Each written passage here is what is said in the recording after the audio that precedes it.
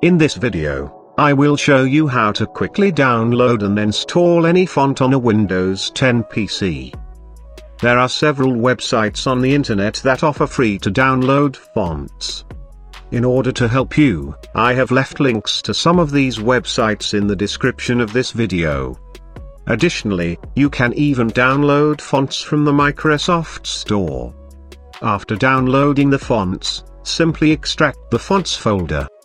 Open the folder that contains extracted fonts and right-click on a font to install it. You can even select and install multiple fonts at once.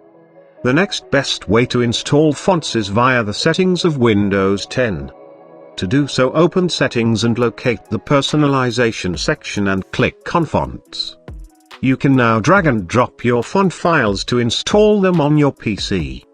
The font is now installed on your Windows 10 PC. If this video helped you in any way, then consider subscribing.